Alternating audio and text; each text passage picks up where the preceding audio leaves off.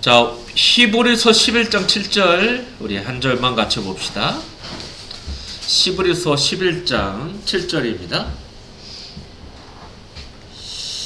예, 찾으신 줄 알고 제가 봉독하겠습니다. 믿음으로 노아는 아직 보이지 않는 일에 경고하심을 받아 경외함으로 방주를 준비하여 그 집을 구원하였으니 이로 말미암아 세상을 정죄하고 믿음을 따르는 의의 상속자가 되었느니라. 아멘. 성경에서 말하는 믿음이라는 것은 하나님께서 죄와 허물로 죽어있던 우리를 하나님의 자녀로 완성시켜 내시는 그 시작점부터 마지막 그 독착점까지 전부를 믿는 것을 의미합니다. 그러니까 칭의, 성화, 영화, 이 전부를 우리가 믿는 것을 믿음이라고 해요. 그래서 믿음은 우리에게서 시작되는 것이 아니라 우리의 의지로 나오는 것이 아니라 하나님에게서 출발합니다. 하나님으로부터 시작된 믿음이 우리에게 먼저 주어지는 겁니다. 하나님의 믿음을 우리에게 주신다는 말씀이에요. 그러니까 여러분, 하나님의 그 작정, 하나님의 예정, 하나님의 그 섭리하신 계획하심, 또 하나님께서 우리에게 주신 그 언약, 그 모든 것들을 믿음이라 하는 것입니다. 그 믿음이 우리의 삶 속에 뚫고 들어오는 거예요. 그리고 나서 우리를 징계도 하시고 또 말씀으로 우리를 달래기도 설득도 하시면서 우리를 당신의 백성으로 만들어 가시는 모든 과정, 그걸 믿음이라 하는 겁니다. 그러한 하나님의 믿음이 우리의 인생 속에 덮쳐올 때 우리는 여러 가지 상황 속에서 이런 고백이 나옵니다. 정말 우리가 믿는 하나님은 유일하신 하나님이 맞구나. 우리가 정말로 그분을 바라보고 의지할 때 진짜 행복이 나에게 오는구나. 그러면서 두 팔 벌려 주님 앞에 뭡니까? 무릎 꿇는 거. 그걸 믿음이라 하는 겁니다. 좀 더 쉽게 설명해 드리면 하나님으로부터 시작된 하나님의 믿음이 우리의 인생 속에 들어오셔서 우리에게 주어지는 것을 객관적 믿음이라는 거고, 또 하나님의 믿음의 역사를 통해 하나님을 참 하나님으로 인정하는 것을 뭐라 그래요? 우리의 주관적 믿음이라 합니다. 그래서 믿음은 전적인 하나님의 선물이고 하나님의 은혜라는 사실 여러분 잊지 마시기 바랍니다. 자, 오늘은 바울이 세 번째 믿음의 선진에 대해서 언급하는데 그 인물이 바로 노아입니다. 자, 여러분 오늘 본문 7절 전반부를 보시면 믿음으로 노아는 아직 보이지 않는 이의 경고하심을 받아 경외함으로 방주를 준비하여 그 집을 구원하였으니 라는 말씀이 있죠. 여러분 요 구절에서 아직 보이지 않는 일은 어떤 일이에요? 홍수 시판을 이야기하고 있어요. 여러분 그 당시 그 누구도 이 세상이 홍수로 멸망당할 것이라는 것을 예상하지 못합니다. 왜냐? 비라는 것을 한 번도 보지 못했어요. 예, 그 당시에는요. 그냥 비라는 것은 언제 처음 시작되는 거예요? 노아 홍수 때. 그러니까 인식을 못하는 거예요. 그러니까 저 멍청하고 저 미련하고 저 미친 노인네가 비를 얘기하니까 무슨 소리인지 알아듣지 못하는 거예요. 예. 여러분 그 당시 사람들은 이 세상은 계속 존재하리라 생각하여 그냥 주어진 현실의 삶을 하루하루 살았던 겁니다. 노아 역시 예가 아니었죠. 그런데 어느 날 노아에게 하나님의 말씀이 임한 거예요. 자, 여러분 창세기 한번 넘어볼까요? 자, 창세기 6장 자, 13절에서 17절. 자, 어느 날 하나님께서 노아에게 이런 말씀을 주세요. 자, 창세기 6장 13절에 17절. 하나님이 노아에게 이르시되 모든 혈육 있는 자의 포악함이 땅에 가득하므로 그 끝 날이 내 앞에 이르렀으니 내가 그들을 땅과 함께 멸하리라. 너는 고페로 나무로 너를 위하여 방주를 만들되 그 안에 칸대를 막고 역청을 그 앞밖에 칠하라. 내가 만들 방주로 이러하니 그 길이는 300규빗, 너비는 50규빗, 높이는 30규빗. 여러분 이게 배 모양이 아니라 그냥 예, 직각 사각형이에요. 상자. 그러니까 라면 상자로 이해하시면 돼요. 그러니까 라면 상자 같은 모습을 산에다 지라는 거예요. 예? 자, 거기에는 창을 4대 위로부터 한 규빗 내고 그 문은 옆으로 내고 상중하 3층으로 할지니 창은 어떠네요? 위에만. 예. 그러니까 옆에는 없는 겁니다. 문은 하나만. 문은 하나고 창은 하나예요. 그거 보시면 돼요. 이해되시죠? 자, 내가 홍수를 땅에 일으켜 무릇 생명의 기운이 있는 모든 육체를 천하에서 멸절하니 땅에 있는 것들이 다 죽으리라. 자, 하나님께서 노아에게 이 제약된 이 세상을 홍수로 멸하시겠다는 말씀이에요. 자, 이것이 노아에게 임한 아직 보이지 않는 일에 대한 경고입니다. 예, 오늘 본문의 말에 의하면. 자, 그리고 18절에서 21절 볼까요? 창세기 6장 18절에 21절 보시면, 그러나 너희는 내가 내 언약을 세우리니 너는 내 아들과 내 아내와 내 며느리들과 함께 그 방주로 들어가고 혈육 있는 모든 생물을 너희 각기 암수 한 쌍씩 방주에 이끌어들여 너와 함께 생명을 보존하게 하되 새가 그 종류대로 가축이 그 종류대로 땅의 기능 모든 것이 그 종류대로 각기 둘씩 4개로 나아오리니 그 생명을 보존하게 하라.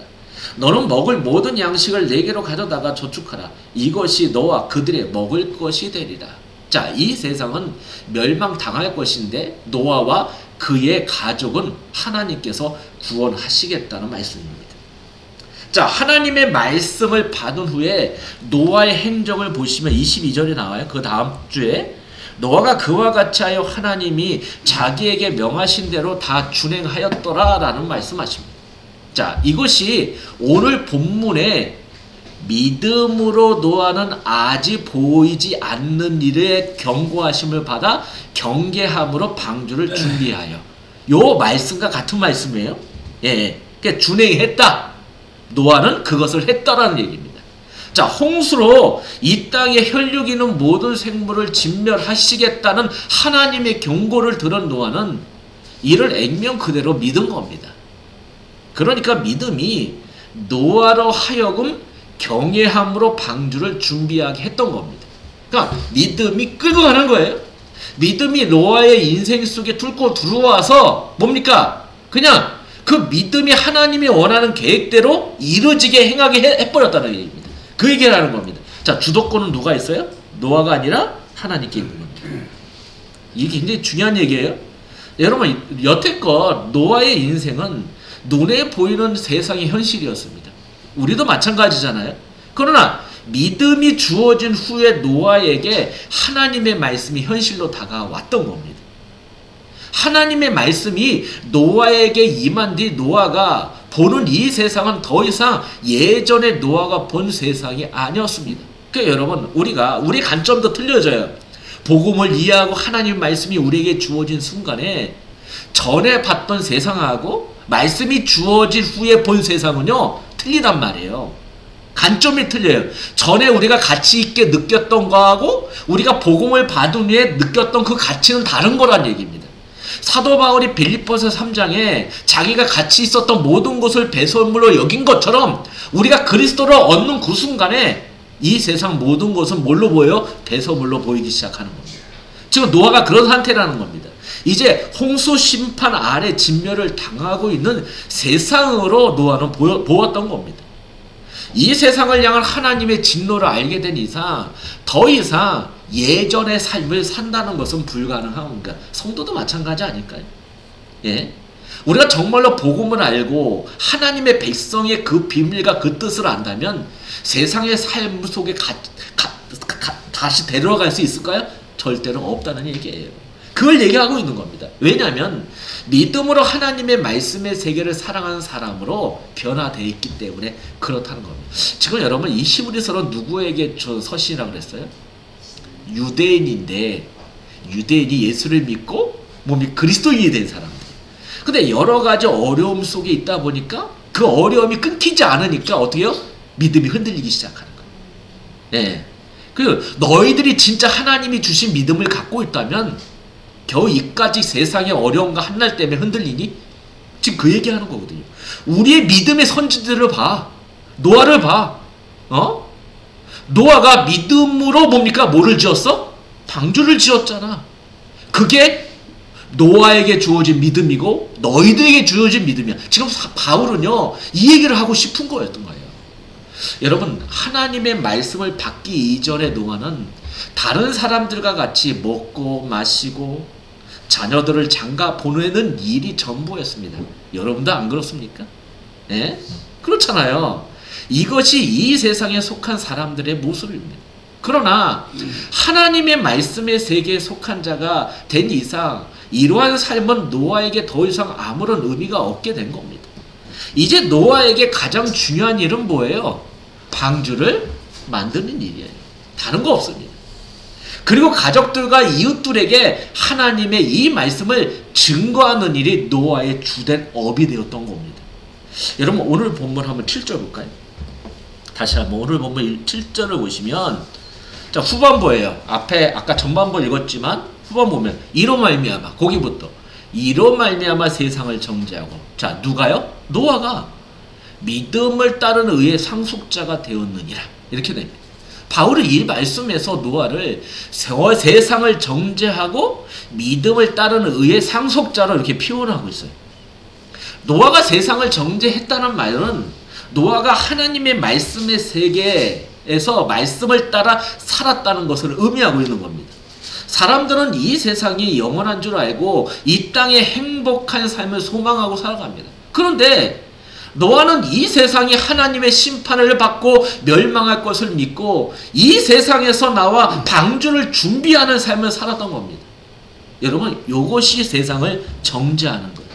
그러니까 세상을 정죄한다는 얘기는 뭐예요? 내가 하나님의 언약을 따라 하나님의 말씀대로 사는 삶을 이야기하고 있는 겁니다. 무슨 얘기인지 아시죠, 여러분? 그럼 여러분, 저와 여러분 지금 어떤 삶을 살고 있는 거예요? 세상을 정죄하는 삶을 살고 있는 거예요. 여러분, 그렇게 이해하셔야 됩니다. 여러분, 방주를 준비함으로 이 세상을 향하여 너희들은 무엇을 해도 하나님께 악인일 뿐이라는 사실을 선포했던 겁니다. 방주를 준비하는 노아와 그의 가족을 지켜보던 세상이 얼마나 불쾌했을까요? 얼마나 비방했을까요? 얼마나 욕했을까요? 이같이 믿음과 세상은 그 중간에 뭐 철옹성 같은 엄청난 담이 놓여져 있는 겁니다. 섞일 수가 없는 겁니다. 그래서 믿음과 세상은 이렇게 함께 할 수가 없다는 이야기예요.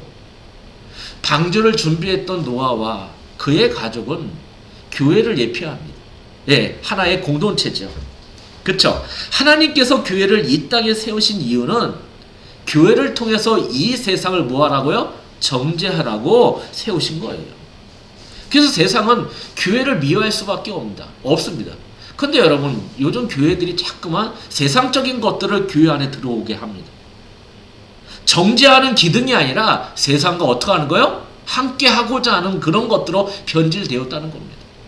세상이 예수를 미워하고 십자가에 매달려 죽인 이유 역시 세상이 예수님께 정죄를 당했기 때문에 그런 거죠. 여러분, 요한복음 한번 7장 7절을 볼까요? 요한복음 7장 7절이에요.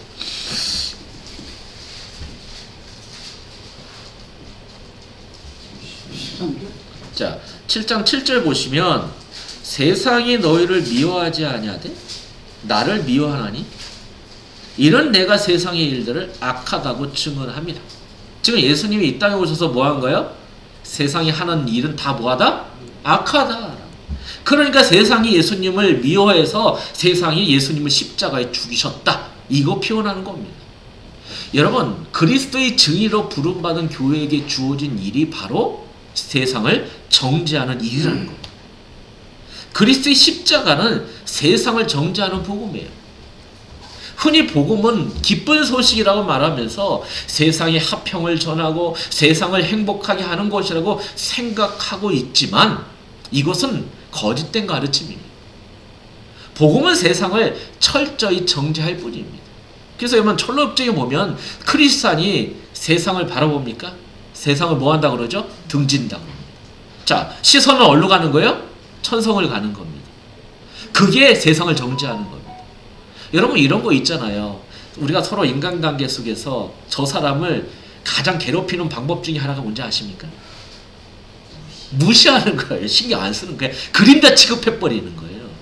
이것만큼 그 사람을 무시하고 정죄하는 것은 없는 겁니다.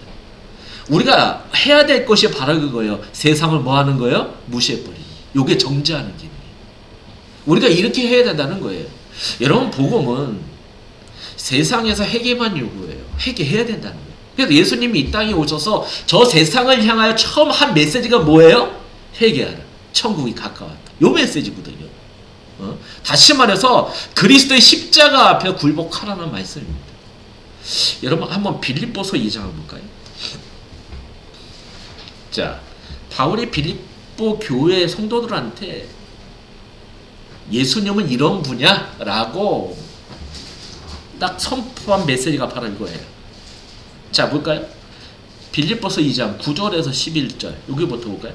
이러므로 하나님이 그를 지극히 높여 모든 이름에 뛰어난 이름을 주사 하늘에 있는 자들과 땅에 있는 자들과 땅 아래에 있는 자들로 모두 무릎을 예수의 이름에 꿇게 하시고 모든 입으로 예수 그리스도를 주라 신하여 하나님 아버지께 영광을 돌리게 하셨느니라. 자, 주님께서 이 땅에 오셔서 십자가에서 죽으심으로 부활하심으로 어떻게 됐어요? 이렇게 됐다는 거예요. 예, 그냥 만왕의 왕으로, 왕 중의 왕으로 모든 세상이 뭡니까? 그리스도 앞에 무릎 꿇게 하셨다는 겁니다. 이렇게 되는 겁니다. 그러니까 여러분, 다시 말해서 주님이 이 땅에서 세상을 정죄함으로 해가지고 너희들을 회개해서 십자가 앞에 뭐요? 무릎 꿇으라는 거예요. 여러분, 복음은 인간의 의를 용납하지 않습니다. 빛과 어둠이 서로 공존할 수 없었지 복음과 인간의 의는 결코 섞일 수가 없어요.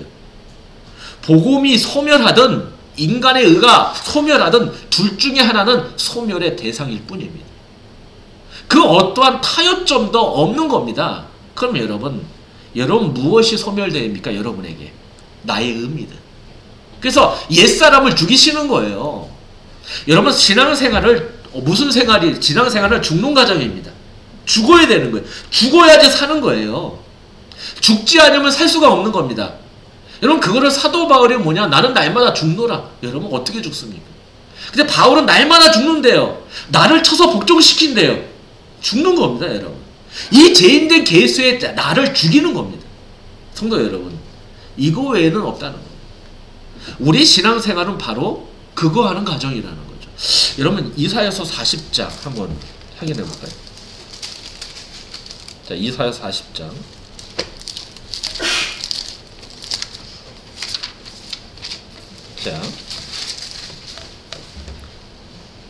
자, 6절부터 볼까요? 이사야 6절 보면 말하는 자여 소리여 이르되 외치라 대답하여 내가 무엇이라 외치리까 하니 이르되 모든 육체는 뿌리요 그의 모든 아름다운 들의 꽃과 같으니. 자, 외쳐야 될 게 이거예요.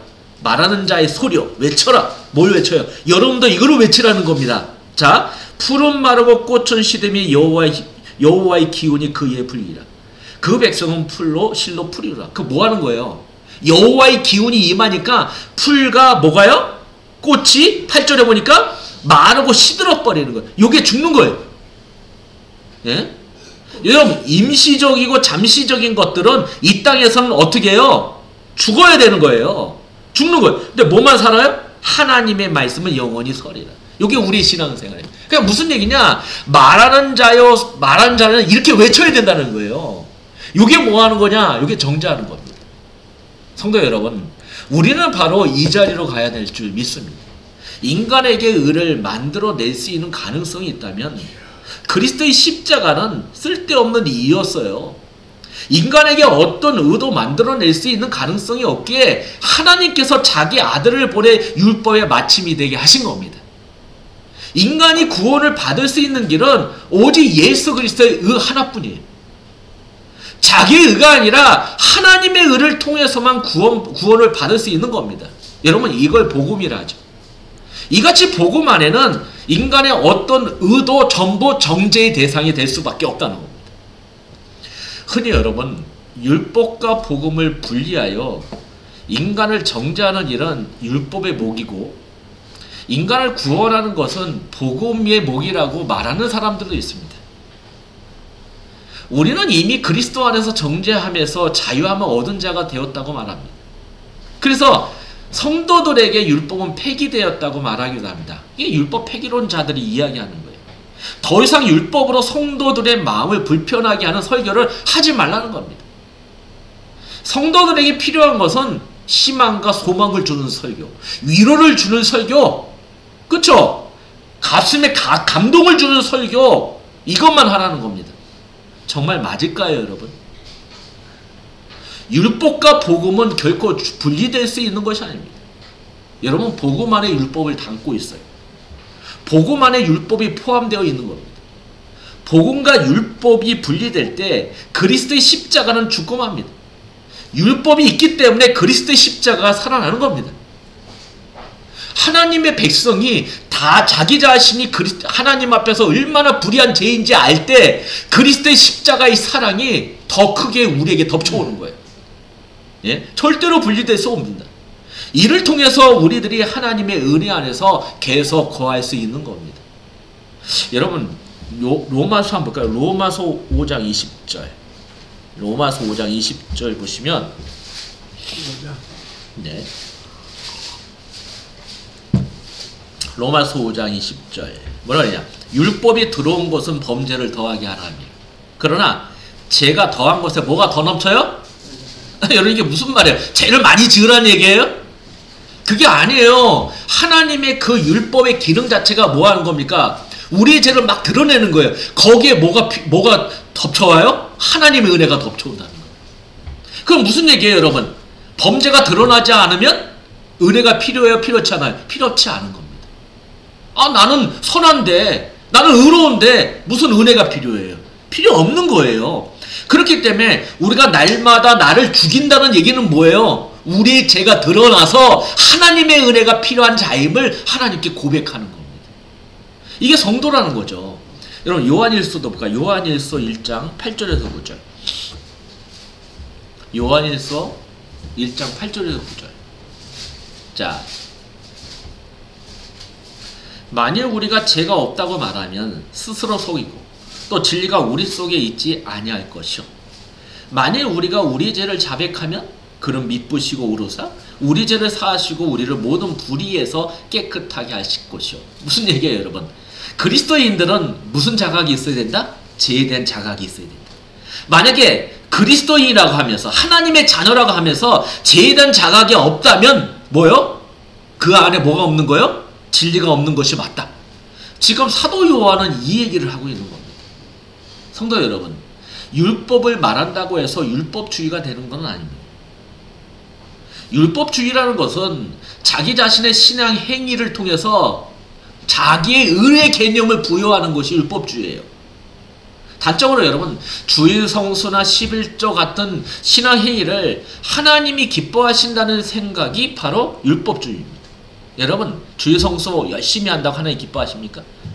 11조 안 빼먹고 잘한다고 하나님 기뻐하실까요? 전도 열심히 하고 봉사 열심히 한다고 하나님이 기뻐하시는 겁니까?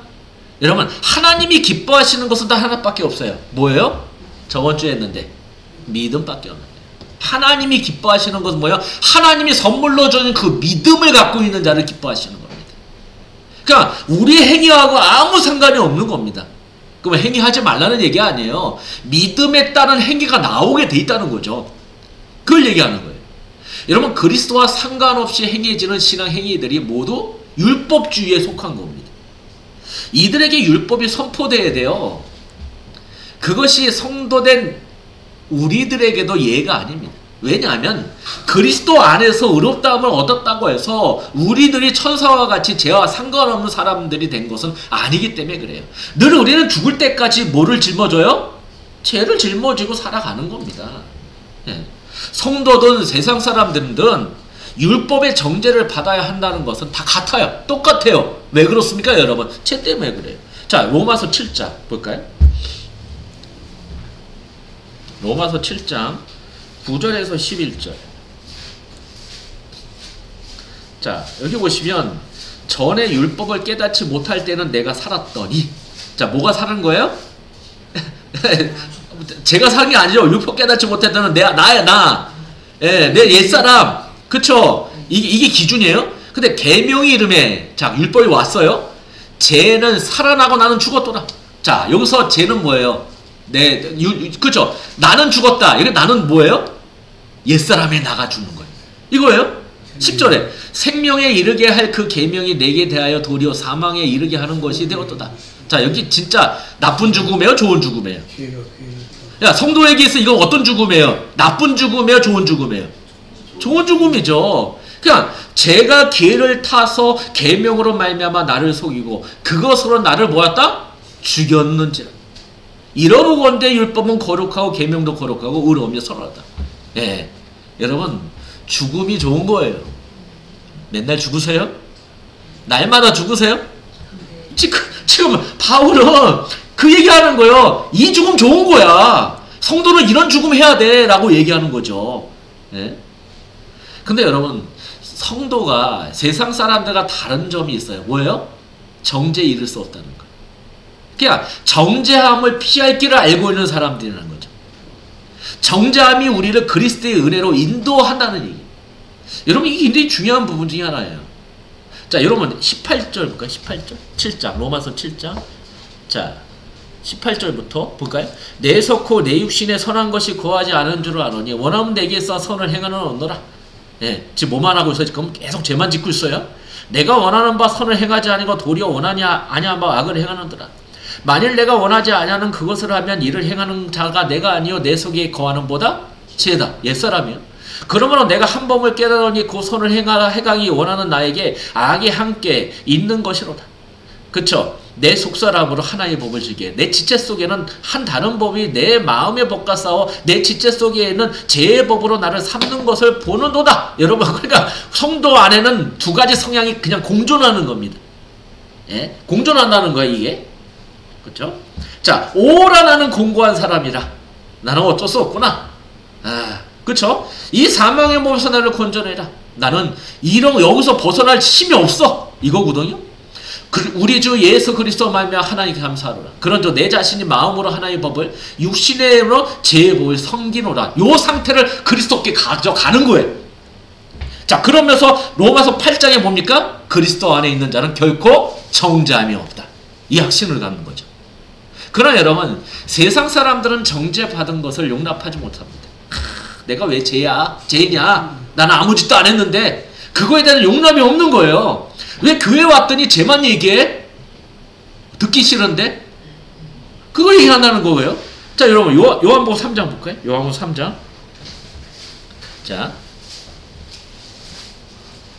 요한복음 3장 19절에서 20절. 자, 그 정죄는 이것이 왜 정죄를 받는 이유가 뭔지를 설명하는 겁니다. 왜 너희들이 정죄를 받아야 되냐? 이유가 뭔지 아냐? 이거예요. 빛이 세상에 왔을 때 사람들이 자기 행위가 악함으로 빛보다 어둠을 뭐요? 더 사랑해요. 그냥 자기의 행위가 뭡니까? 악이라는 것을 인지하지 못하는 거예요. 예. 근데 나는 아무 잘못이 없는데 와가지고 너 죄인이라고 얘기하니까 성질나는 거예요. 그게 너가 정죄받아야 될 이유라는 거죠. 예? 자, 20절에 악을 행하는 자마다 빛을 미워하여 빛으로 오지 아니하나니 이는 그 행위가 드러날까 합니다. 그러니까 여러분 자기는 알죠. 내가 얼마나 나쁜 놈인지 나쁜 존재인지. 근데 그걸 계속 숨기는 거죠. 근데 그거를 딱 건드리니까 기분 나쁜 거. 그거예요. 자, 여러분 여기서 말하는 빛은 복음을 말하죠. 빛이 세상에 왔을 때 사람들이 빛을 미워하고 했다고 말합니다. 사람들이 복음을 미워하고 피하는 이유는 뭐예요? 복음 안에 무슨 기능이 있어요? 율법이 포함되어 있기 때문에 그래요. 그래서 복음은 세상을 정죄한다고 말하는 것입니다. 세상은 이러한 복음에 적대적입니다. 그러나 그 가운데 세상 속에서 세상 하나님의 택한 백성들이 있는 거예요. 정죄함을 받기는 마찬가지지만 이를 통해서 그리스도를 알게 되고 왜? 율법은 무슨 기능이에요? 초동교사, 몽학성세, 그쵸? 이 기능이 있어요. 그리스도에게 피하는 자들이 일어나기 시작하는, 드러나는 겁니다. 알아들으니까, 죄를 인식하니까 어디로 피해야 될지를 아는 자가 됐다는 거예요. 자, 21절 볼까요? 21절. 진리를 따른 자는 빛을 원하니 이런 행위가 하나님 안에서 행한 것임을 나타내려 합니다. 아, 여러분 진리를 아는 자는 빛으로 가는 거예요. 그렇죠? 이 방법밖에 없다는 거예요. 이같이 교회는 세상을 정죄하는 기능을 행해야 합니다. 그러나 여러분 오늘날 교회를 보세요. 철저히 이것을 외면합니다. 세상과 친해야 한다며 교회 거룩함을 폐기시켜버립니다. 세상보다 더 세상적인 교회가 된 것이 오늘날이에요. 여러분, 성경은 이러한 교회를 뭐라고 표현하는지 아십니까? 음녀라고 얘기해요. 음녀. 여러분, 옛날부터 그랬는데 아이들 성경 학교 보면은 막 마술도 하고 문화적인 요소를 굉장히 많이 갖고 와가지고 아이들을 몰게 해요. 맞을까요? 말씀도 안 가르쳐요, 제대로. 그냥 축제해, 축제. 노는 겁니다. 저는 그거를 반대해요. 왜? 성경 그 음료를 확인해 볼까요? 계시록 17장. 자,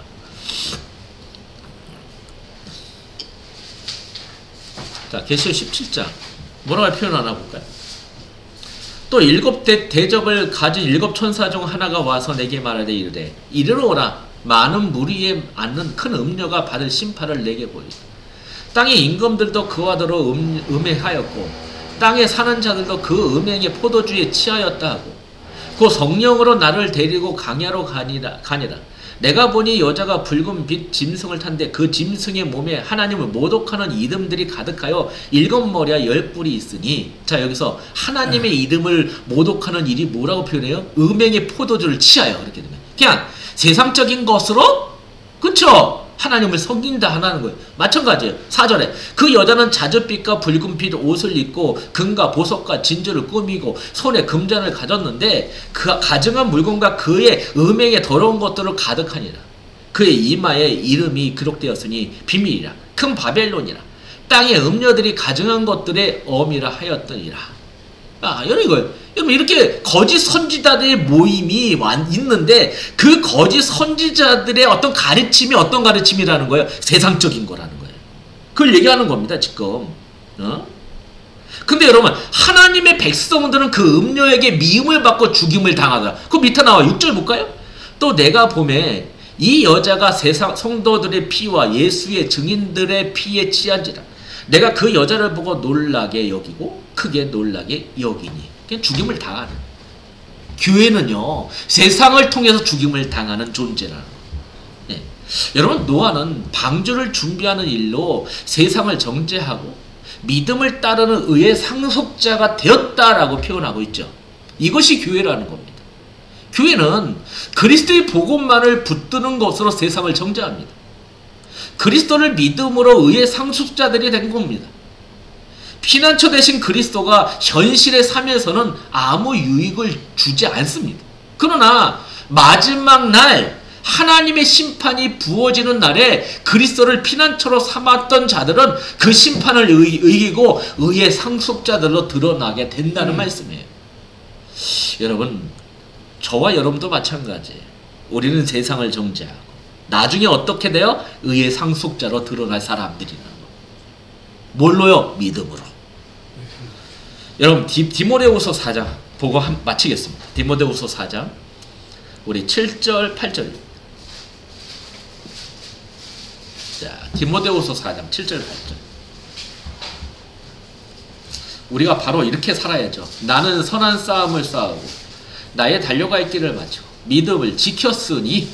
여러분, 이렇게 사세요. 예?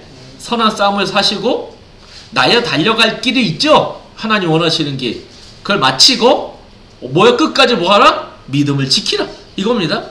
이제 후로는 나를 위하여 의의 면류관이 예비됐으니 의의 상속자가 된 거죠. 주 곧 의로우신 재판이 그날에 내게 주실 것이며 내게만 아니라 주의 나타나심을 사모하는 모든 자이라. 여러분, 이것이 성도의 인생입니다. 이렇게 사세요. 오늘 새벽에 저번에 기도했던 우리 안 목사님이 소천하셨어요. 네, 오늘 새벽에. 그래서 좀 여러 가지 생각이 난다. 예, 새벽에 저는 아침에 뭐죠? 예, 시편 그거 하는데 그거 보면서 많은 생각을 갖게 되더라고요. 삶이라는 건 모릅니다, 여러분. 예, 이렇게 될 줄 어떻게 알았습니까? 예, 좀 멀다 보니까 한 2달에 한 번, 한 달에 한 번, 가끔씩 전화 와요, 저한테. 잘 있냐, 막 이렇게 말고. 저한테 얘기하면서, 목사님, 우리 집 옆에 커피숍이 있는데 너무 맛있어. 와서 같이 먹어. 이런 얘기도 하고. 이번에도 그 얘기 딱 듣고 나서 예, 이번에 제가 노예 때 커피 싸들고 갈게, 내려드릴게 이렇게까지 했는데 그거 못 해줬어. 커피 먹여야 되는데 제가 내린 거. 근데 그게 좀 마음이 아파요. 근데 보세요 여러분, 사람은 누구나 죽습니다. 예, 언제 죽을지 몰라요. 일찍 죽을 수도 있고 늦게 죽을 수도 있고. 그냥 마음이 아픈 거는 그냥 인간적인 정의죠. 남아있는 사람들에 대한 어떤 아픔이죠. 그런 거예요. 그러나 어떻게 보면 언약의 관점과 하나님의 영원하신 이런 구원의 어떤 가정 속에서 보면 어떻게 보면 좋은 죽음이거든요. 그냥 선한 싸움을 싸우고 믿음을 지켰고 지금까지 복음을 전하다가 하나님 앞에 부름을 받고 갔어요. 그럼 좋은 죽음이죠. 예, 본인 입장에서는. 그냥 남은 겨질 우리는 조금 가슴이 아프고 지금 전화 오면 빨리 받고 싶고 또 만나고 싶고 이야기하고 싶고 그런 것이 우리의 마음이지만, 근데 여러분 보세요. 그 어떻게 될지 못하는 우리 인생 속에 우리가 해야 될 것은 이거 외에는 없다는 거죠. 세상을 정죄하고, 그쵸? 네. 의의 상속자로 주실 것이라는 그 확신을 갖고 믿음을 지키며 선한 싸우며 살아가는 것이 우리가 남겨진 일이 아닐까 생각합니다. 성도 여러분, 이 사실을 잊지 마시고 오늘 우리가 교회가 해야 될 일이 무엇인가를 여러분 잘 깨달으시고 오늘도 여러분 자신을 죽이시며 좋은 죽음 속에서 승리하시는 여러분 되길 바랍니다. 기도합시다. 하나님 아버지께 감사합니다. 우리를 향하신 하나님의 크신 은혜와 영광의 정말 하나님의 말씀 속에서 확인하며 발견하게 하시니 감사합니다. 선한 싸움을 싸게 하시고 믿음을 지키게 하시고 의의 면류관에 대한 확신을 갖고 오늘도 승리할 수 있도록 주께서 인도하여 주시옵소서. 예수 그리스도의 이름으로 기도드렸습니다. 아멘.